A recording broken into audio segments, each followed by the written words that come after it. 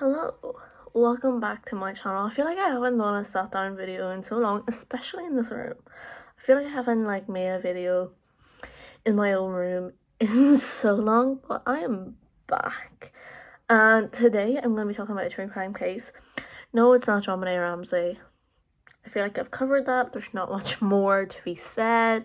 If there's a lot of new information, I probably will do another video with the new information. But today I am going to be talking about Ireland's longest ever missing person case that is still surprisingly unsolved. Okay, so I've kind of changed my setup because I have my ring light on and I have my phone in the holder that ring lights obviously have.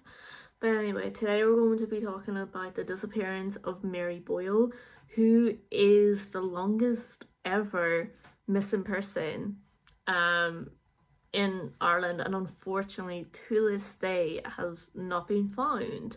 So Mary Boyle was just 6 years old when she disappeared. She was born on June 14, 1970, and she disappeared in County Donegal the day after St. Patrick's Day 1977. And like I said, still to this day, nothing.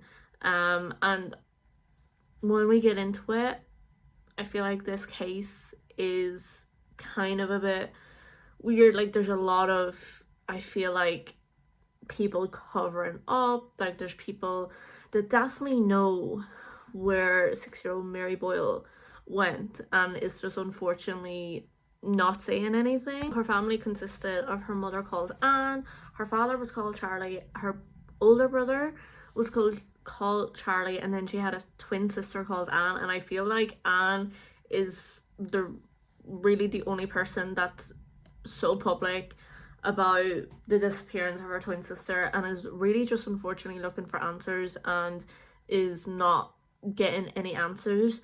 So Mary was last seen at 3:30 p.m. on March 18th, 1977 on her grandparents' farm.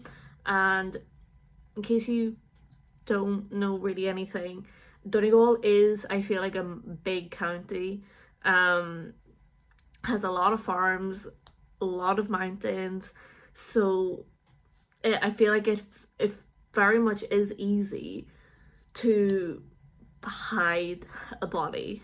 And like I said, she has still not been found. Unfortunately, we haven't even found a body, and I know that is the worst possible case that you would want, but at least if we had found a body, we would have some answers in what potentially happened to Mary. So the grandparents' farm was in a place called Cashel Ard near Ballyshannon in County Donegal. They had went up there. I had recently just watched the documentary about Mary Boyle on YouTube. They had went up there because I believe it was Mary Boyle's uncle's anniversary mass, so they had went up and they were, I'm presuming, spending a couple of days at the grandparents' house whilst also attending the anniversary mass of the uncle. Now, as I said, Mary was last seen at 3:30 p.m. on the 18th of March 1977. She was last seen playing outside with her brother and her twin sister and her two cousins, when her uncle, who a lot of people have suspicions about the uncle because he was the last person to see Mary alive, her uncle had said that he was going to return a ladder to another farm that was about 400 yards away from the grandparents' farmhouse. So Mary had followed. Going by Mary's twin sister Anne, Mary was very outgoing, she was very chatty, so they didn't really blink an eyelid that she followed their uncle to return this ladder. So they go to return this ladder, they come across a pool of water, and Mary thought or knew that she wasn't going to be able to like go over it because of like how young and how small she was. So nobody actually knows if the uncle or if Mary made this decision to go back to that house herself. But halfway through like the journey to the other farm, Mary had decided that she was going to turn around and head back home. The uncle, I'm pretty sure, did clarify that he did see Mary heading in the direction back to the grandparents' farmhouse. The journey back wouldn't have took her about 5 minutes, and according to the uncle, he had stayed at the neighbors for about 30 minutes to like have some chit chat. Family realized that Mary was missing, and I discovered this information from the documentary, which I thought was a bit interesting. When Mary's like parents and like grandparents noticed that she was like gone, the uncle didn't mention that he had followed her to the neighbors to return this ladder, which I personally think it's a bit weird. And that's why a lot of people have suspicions against the uncle, because not only was he the last person to see her alive, but also when the other family members had discovered that Mary had disappeared, he didn't think to mention until like he did eventually obviously mentioned it, but he didn't mention it straight away that, oh yeah, like, so I returned the ladder to like the neighbors, Mary had followed me, and then halfway through like us going over, she decided that she wanted to head back. Like, he just did not think to mention this. And then also from the documentary, the parents did not ring like the guards straight away that their child was gone, like had just disappeared, which at that is still a bit strange. But like, I don't really know, like, I mean, like, I would say like I don't know what I would do in that situation. I would want to say that like I would call like the guards like straight away, but I also feel like parts of me would probably like check around like the farm just to make sure that like she wasn't like hiding or anything like that before I phoned the guards. But obviously I would phone the guards to say that my child was missing. Obviously the family had checked like the local area, had asked all the neighbors have they seen Mary, because from what I believe that in the area that they lived, everybody knew everybody. And one fisherman had said that he had seen Mary get into like a red car, and then the red car just drove away. So, okay, potential kidnapping, but then like he corrected himself. I don't know how long after Mary had disappeared, on like I think like a BBC podcast, saying that he actually never seen Mary get into this red car. He just noted that the red car looked suspicious, which was like, okay, but why would you like say that, oh yeah, like I actually seen this girl who is missing get into a red car? Like, I feel like it was kind of just like it was just kind of a bit weird, you know, like it kind of, I feel like it kind of just gives like false hope that like potentially they could like track this like suspicious red car down and then potentially like get Mary back. But it's fine. So when police had arrived, they had like pretty much drained like the bogs, because like this place was like covered in bogs and all that. Like they had drained like the water in it just in case like maybe she accidentally fell in, because obviously that is a possibility that she could have accidentally fallen in, and had found nothing. But her twin sister Anne had said that when she was leaving, or when she last saw Mary, she was eating a packet of crisps. That possibly if she had fallen in, the packet of like the empty packet of crisps would have like being like floating at the top, which like that is the point. And I feel like, you know, at the time Anne was only 6, so like bless her little heart, she thought that she was helping, and like years later, like she still is very like active, like in trying to get Mary's face and her name out there to the public. And it's just like such a shame that it's been like 4 decades and still nothing. It's like Mary just vanished, that she just did not even exist. The guards had searched the lake that was behind her grandparents' house and had drained the water, and like that, unfortunately, nothing showed up. They had like done like a film reconstruction of like her disappearance, and her twin sister Anne had stepped in, and then in 2008 RTE put out a documentary about the disappearance of Mary called Cracking Crime, I believe it was called, or whatever. So the very famous country singer in Ireland, Margot O'Donnell, who was a close friend slash relation to the Boyle family, has done multiple searches of the hillside, because she's also from like similar area to where the Boyle family lived. And obviously police has done the same since 1977. That's when she disappeared. With the latest like searching, like investigation took place in 2016, when they launched a whole new investigation on the Mary Boyle case, and unfortunately they found absolutely no evidence. I'm also sorry if you hear noise in the background.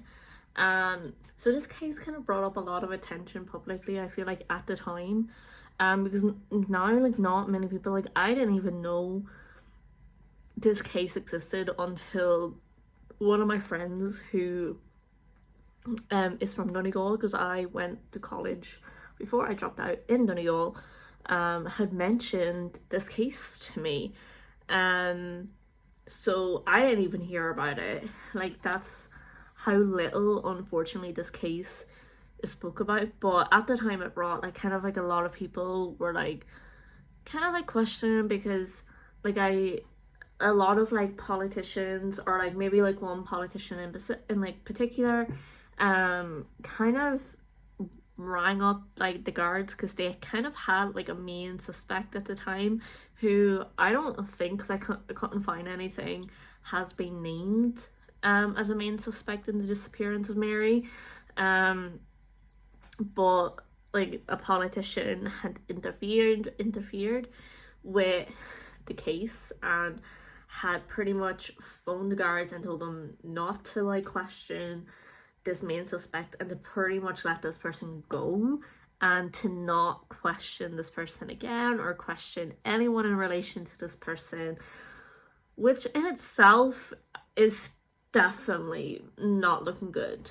That whoever the guards had potentially knew what happened to Mary Boyle, and it's just sad that like the guards didn't do their job, and they definitely did fail her to find her and like give the family peace of mind in what potentially happened. Whether that would be that they would find her alive and she was okay, or if they did find her body, which, like I said, is obviously the worst case scenario, but at least then you have an answer. So they definitely really failed her. The length that Mary has been missing, the Guardian had labelled the case as Ireland's Madeleine McCann, and it's kind of just unfortunate that, and I'm obviously not saying that like Madeleine McCann like doesn't deserve headlines, because of course she absolutely does, until like we find an answer of what definitely happened. Because I feel like every other day there's an article going like, oh, we found Madeleine McCann, But it's just such a shame that there was so much media attention on Madeleine McCann and not on Mary Boyle. But then I feel like potentially it was because it was like the late 70s that Mary had disappeared. And I feel like, I don't really know because I obviously wasn't alive, but I feel like there probably just wasn't a lot, and because it was rural Ireland, they didn't have really a lot of like reporters at the time to kind of like really push this case out to like the public to get her face and her name out there. Or whatever, and it is the longest missing child case in modern day history in, I feel like I have the hiccups, in Ireland. And despite the public, see, it tracks, it has not been debated in the Dáil, which, in case anyone doesn't know what the Dáil is, it's the government. It was raised by, I have like points here if you think I'm looking down so I don't miss anything. It was raised by Lynn Boylan, an MP, an MEP, in the European Parliament, where she highlighted the lack of direction in this case. And there is a lot. So in 2018, relatives and supporters held a silent protest outside the coroner's office in, I don't know how to pronounce this town, in Strad or La. Just gonna say that.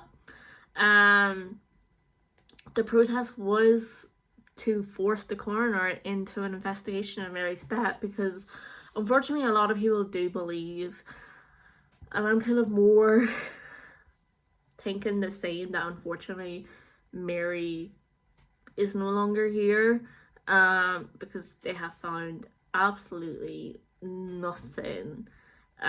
So I do personally believe or that she's just not here, and they also wanted the coroner to invest in her death so they could witness the key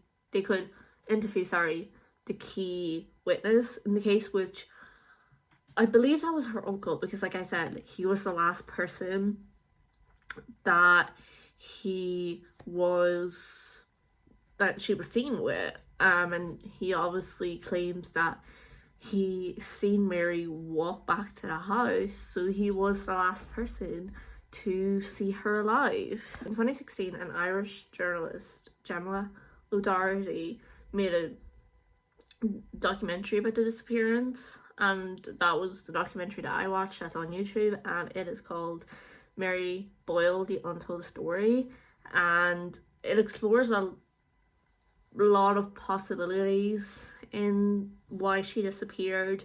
A lot of people, including her twin sister Anne, believes that Mary was unfortunately sexually abused, and Anne had said that her sister was very chatty, would chat to anyone, and that she was going to tell, and whoever was unfortunately abusing her killed her to stop her from talking, which is such a shame that these were just, there was just a lot of things that like the guards just did not do, like letting their key suspect just leave because a politician rang and had told them to pretty much let him go or let her go, because they have not said anything about who this key suspect was. And in the documentary, one of the guards, who I believe is now retired, who was working on the case at the time, was interviewing the key suspect, and he had said that he felt like if he had pushed him more that he would have got a confession, but he was told to ease off on him. which is just so bizarre because, like I said, they just keep failing her over and over again. And then also another kind of weird thing, so Mary's mother kind of has a dysfunctional relationship with her daughter Anne, Mary's twin sister, because she didn't like that Anne was kind of pushing the public and like pushing like investigators to like really look into Mary's case and to find an answer, which is so, I feel like it's so bizarre to me because as a parent, when you want to do everything in your power to get an answer on where your child is and what happened to your child, regardless of what like the outcome is, but the journalist Gemma O'Doherty was sued by a politician for €75,000 because of this documentary, because I feel like they just didn't like how they were kind of just getting a bad rap that, you know, politics was really like kind of playing a part in the lack of investigation in this case, which is like, talk about guilty, much like, because it's like, why are you suing her if you have nothing to hide? But anyway, there was a few people that was kind of named in relation to the disappearance of Mary. One was Brian McMahon. He was taken in for questioning in October 2014, but was released without charge the following day. He later went on record denying any involvement in the disappearance and stated that local people knew he could not have been involved. Which is like, well, how could they know? Like, how could they know? Another person that was brought into questioning, or was deemed as a suspect, was Robert Black, a convicted serial killer of children. Yeah, I feel like this guy could, like, and like, here's the thing, obviously we don't know for definite, but I feel like he is potentially like up there as like a high suspect that like maybe like this is the guy.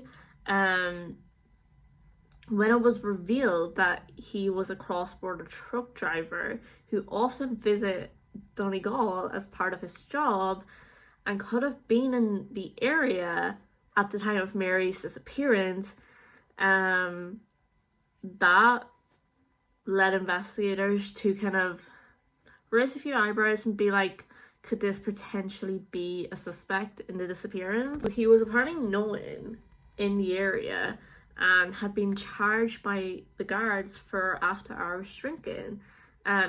His van was identified outside a pub in a town that I'm not even going to pronounce, but it is a town in Donegal, at the time of Mary's disappearance. A witness then came forward and claimed that they had heard like crying and whimpering coming from like the rear end of his van, which could potentially be Mary. However, when the documentary Mary Boyle, The Untold Story came out, it was widely believed that he could not have been responsible. Which is just like, never rule anyone out on who could have potentially kidnapped her. Mary's twin sister, Anne, and a few other relatives, including Margot O'Donnell, had publicly claimed that they believed they know what happened to Mary and who was responsible for her disappearance, because in the documentary, both Anne, her twin sister, and Margot O'Donnell had said that they had heard the name be brought up to them a couple of times on who could potentially have being responsible for the disappearance of Mary, but nothing was unfortunately ever done. This has caused tension. Like I said, Mary's mother and Anne don't really get on. Which I still feel like it's kind of weird that how she doesn't really want her daughter to be publicly talking about Mary and her disappearance and trying to find answers. Um, she her mother, who is also called Anne, publicly admonishing her daughter in 2016, calling her public appeals, and this is a quote, "the most ridiculous carry-on I've ever seen in my life."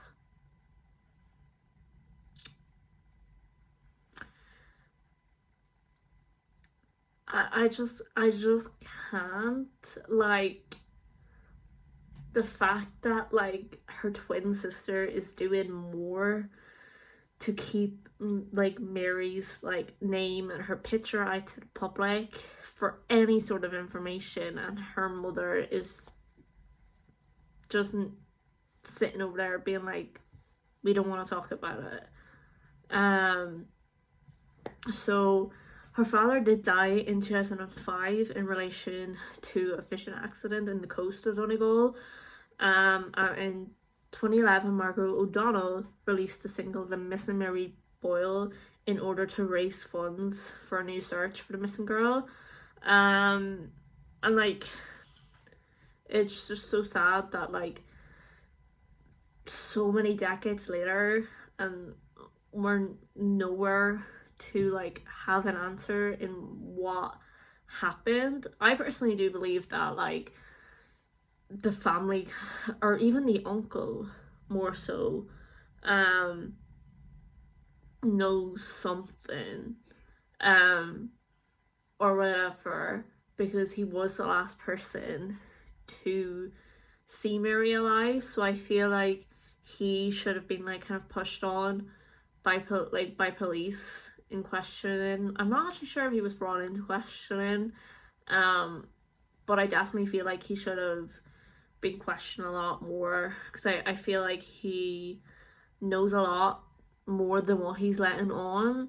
And it kind of just baffles me that like to this day nothing has been found, like not even like her, like one of her shoes that she was wearing, like nothing has been found. It's like she did not even exist and she pretty much just vanished into thin air. So yeah, I feel like unfortunately this case is never going to be solved. And it's just such a shame, because like what date are we on? On the 27th of March, because it's after midnight. Her disappearance was like, I mean, not her disappearance, her anniversary of her disappearance was only like a week ago, and I don't even think I seen anything like in like the news or anything to kind of mark her anniversary, to kind of, you know, get her name out there, get her like picture out there to the public. So yeah, it's just a shame, and like unfortunately I feel like we're just never going to have an answer, because I feel like the people that do know something like have a way to kind of get out of not speaking, or like the people that do know something have passed away, so they're obviously not going to get anything out of them. So yeah, that is Ireland's longest missing person case. And I feel like it probably is going to stay Ireland's longest missing person case. But it's just such a shame that Mary has missed out on so much. Like, she was only 6. Like, she missed out on like pretty much growing up. Like, Anne said like in the documentary that like she missed like not having her twin sister by her side at like their communion, at her wedding, like when she had her children, that her twin sister was supposed to be there to celebrate their moments with her, and unfortunately she wasn't, and it's such a shame. Especially I feel like the likes of, you know, Mary and like Madeline McCann and like Robin A. Ramsey, like they were just children that unfortunately just never got to grow up. But hopefully at some point we will have an answer. I'm not even sure. I think Anne kind of wanted her sister to be pronounced dead for like kind of closure wise, but I don't think they did. Hold on, I'm gonna Google it. Did they ever pronounce her as dead? I don't think they did. I should probably like pronounce no.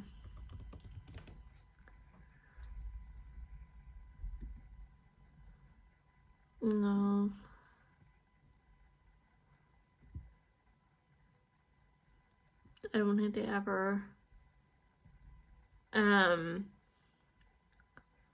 did pronounce her dead. And her uncle, just because I seen it there, he was called Jerry Gallagher, who was the last person to see Mary before she disappeared, did pass away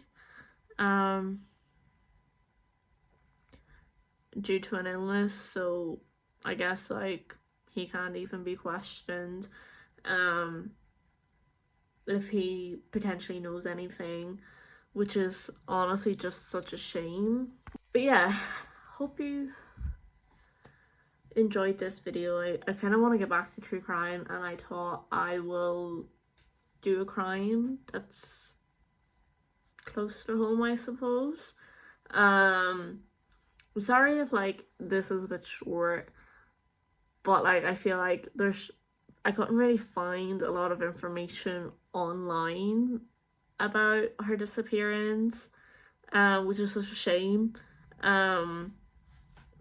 But yeah, that is it for today's video, and hopefully I will be back soon. I just have a few things coming up, so yeah, but I'll try and be back, and I'll see you in my next video.